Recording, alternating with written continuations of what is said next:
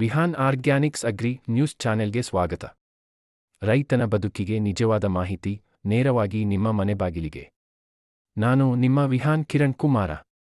ಇಂದು ನಾವು ಮಾತನಾಡಲಿರುವ ಅತ್ಯಂತ ಪ್ರಮುಖ ಹಾಗೂ ರೈತ ಸ್ನೇಹಿ ಯೋಜನೆ ಕರ್ನಾಟಕ ರೈತ ಸುರಕ್ಷಾ ಪ್ರಧಾನಮಂತ್ರಿ ಫಸಲ್ ಬಿಮಾ ಯೋಜನೆ. ಈ ವಿಡಿಯೋದಲ್ಲಿ ತಿಳಿಯೋಣ: 1. ಯೋಜನೆಯ ಪ್ರಗತಿ ಹೇಗಿದೆ? 2. ಈ ಯೋಜನೆ ಏನು? 3. ರೈತರಿಗೆ ಇದರ ಉಪಯೋಗ ಏನು? 4. ಯಾರು ಅರ್ಹರು? 5. ಹೇಗೆ ಅರ್ಜಿ ಸಲ್ಲಿಸಬೇಕು? ಮೊದಲು ಯೋಜನೆಯ ಸಂಕ್ಷಿಪ್ತ ಪರಿಚಯ.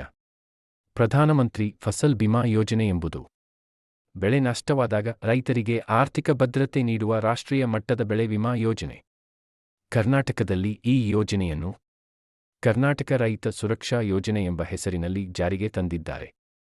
ಈ ಯೋಜನೆಯ ಮುಖ್ಯ ಉದ್ದೇಶ ಪ್ರಕೃತಿ ವಿಕೋಪಗಳಿಂದ ಮಳೆ ಕೊರತೆ, ಅತಿವೃಷ್ಟಿ, ಬರ, ಬೆಳೆ ರೋಗ, ಕೀಟ ಹಾನಿ ಇಂತಹ ಕಾರಣಗಳಿಂದ ಬೆಳೆ ನಷ್ಟವಾದಾಗ ರೈತರು ಆತ್ಮಹತ್ಯೆಗೆ ದಾರಿ ಹಿಡಿಯಬಾರದು. ರೈತನಿಗೆ ಆರ್ಥಿಕ ಧೈರ್ಯ ನೀಡಬೇಕು. ಈಗ ಯೋಜನೆಯ ಪ್ರಗತಿ ಕುರಿತು ಮಾತನಾಡೋಣ.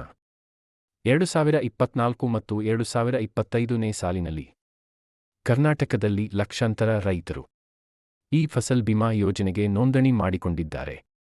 ರಾಜ್ಯ ಸರ್ಕಾರ ಮತ್ತು ಕೇಂದ್ರ ಸರ್ಕಾರ ಸೇರಿ ಪ್ರತಿ ಹಂಗಾಮಿನಲ್ಲಿ ಸಾವಿರಾರು ಕೋಟಿ ರೂಪಾಯಿ ಪ್ರೀಮಿಯಂ ಸಹಾಯಧನ ನೀಡುತ್ತಿದೆ. ಖರೀಫ್ ಮತ್ತು ರಬಿ ಎರಡೂ ಹಂಗಾಮಿನಲ್ಲಿ ಅನೇಕ ಜಿಲ್ಲೆಗಳಲ್ಲಿ ಬೆಳೆ ನಷ್ಟದ ವರದಿಗಳ ಆಧಾರದಲ್ಲಿ ವಿಮಾ ಪರಿಹಾರ ನೇರವಾಗಿ ರೈತರ ಬ್ಯಾಂಕ್ ಖಾತೆಗೆ ಜಮೆಯಾಗಿದೆ. ಕೆಲವು ಜಿಲ್ಲೆಗಳಲ್ಲಿ ವಿಳಂಬವಾದರೂ ಪ್ರಸ್ತುತ ಸರ್ಕಾರದಿಂದ ಪರಿಹಾರ ಬಿಡುಗಡೆ ಪ್ರಕ್ರಿಯೆ ವೇಗವಾಗಿ ನಡೆಯುತ್ತಿದೆ. ಒಟ್ಟಾರೆ ಹೇಳುವುದಾದರೆ ಈ ಯೋಜನೆ ರೈತರಿಗೆ ನಿಜವಾಗಿಯೂ ಸಹಾಯವಾಗುತ್ತಿರುವ ಯೋಜನೆ. ಈಗ ಈ ಯೋಜನೆಯ ಮುಖ್ಯ ಅಂಶಗಳನ್ನು ತಿಳಿಯೋಣ. ಈ ಯೋಜನೆಯಲ್ಲಿ ರೈತರು ಅತಿ ಕಡಿಮೆ ಪ್ರೀಮಿಯಂ ಪಾವತಿಸಬೇಕು. ಖರೀಫ್ ಬೆಳೆಗಳಿಗೆ ರೈತ ಪ್ರೀಮಿಯಂ 2% ಮಾತ್ರ. ರಬಿ ಬೆಳೆಗಳಿಗೆ 1.5% ಮಾತ್ರ. ವಾಣಿಜ್ಯ ಹಾಗೂ ತೋಟಗಾರಿಕಾ ಬೆಳೆಗಳಿಗೆ 5% ಮಾತ್ರ.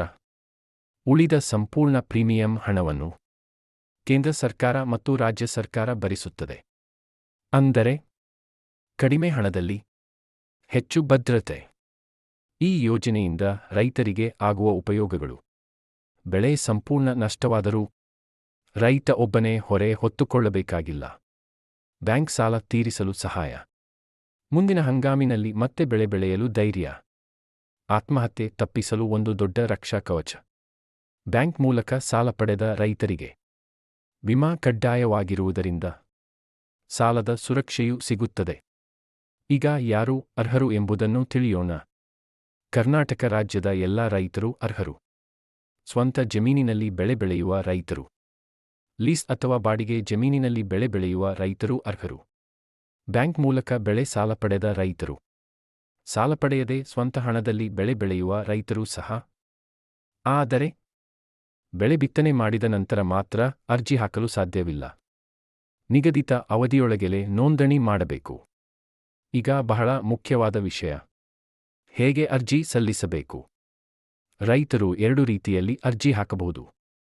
1. ತಮ್ಮ ಹತ್ತಿರದ ಬ್ಯಾಂಕ್ ಶಾಖೆ, ಸಹಕಾರಿ ಬ್ಯಾಂಕ್, ಗ್ರಾಮೀಣ ಬ್ಯಾಂಕ್. 2. ಸಾಮಾನ್ಯ ಸೇವಾ ಕೇಂದ್ರ ಅಥವಾ ರೈತ ಸಂಪರ್ಕ ಕೇಂದ್ರ. ಅಗತ್ಯ ದಾಖಲೆಗಳು: Aadhaar card, bank pass book, ಭೂಮಿಯ ದಾಖಲೆಗಳು, RTC ಅಥವಾ ಪಹಣಿ, ಬಿತ್ತನೆ ಮಾಡಿದ ಬೆಳೆ ವಿವರ, ಮೊಬೈಲ್ ಸಂಖ್ಯೆ. ಈ ಎಲ್ಲ ದಾಖಲೆಗಳೊಂದಿಗೆ ನಿಗದಿತ ದಿನಾಂಕದೊಳಗೆ ನೋಂದಣಿ ಮಾಡಬೇಕು. ಬೆಳೆ ನಷ್ಟವಾದರೆ ಏನೂ ಮಾಡಬೇಕು? ಬೆಳೆ ಹಾನಿಯಾದ 72 ಗಂಟೆಗಳ ಒಳಗೆ ತಕ್ಷಣವೇ ಮಾಹಿತಿ ನೀಡಬೇಕು. ಬ್ಯಾಂಕ್, ಕೃಷಿ ಇಲಾಖೆ ಅಥವಾ ವಿಮಾ ಕಂಪನಿಗೆ. ನಂತರ ಅಧಿಕಾರಿಗಳು ಪರಿಶೀಲನೆ ನಡೆಸುತ್ತಾರೆ. ಪರಿಶೀಲನೆಯ ನಂತರ ವಿಮಾ ಪರಿಹಾರ ನೇರವಾಗಿ ರೈತರ ಬ್ಯಾಂಕ್ ಖಾತೆಗೆ ಜಮೆಯಾಗುತ್ತದೆ. ರೈತರಿಗೆ ಒಂದು ಮಹತ್ವದ ಸಲಹೆ: ಫಸಲ್ ಬಿಮಾ ಯೋಜನೆಯನ್ನು ಅವಶ್ಯಕತೆ ಬಂದಾಗ ಮಾತ್ರ ನೆನಪಿಸಿಕೊಳ್ಳಬೇಡಿ. ಪ್ರತಿ ಹಂಗಾಮಿನಲ್ಲಿ ಕಡ್ಡಾಯವಾಗಿ ನೋಂದಣಿ ಮಾಡಿಕೊಳ್ಳಿ. ಇದು ವೆಚ್ಚವಲ್ಲ. ಇದು ನಿಮ್ಮ ಬೆಳೆ ಜೀವನದ ಭದ್ರತೆ.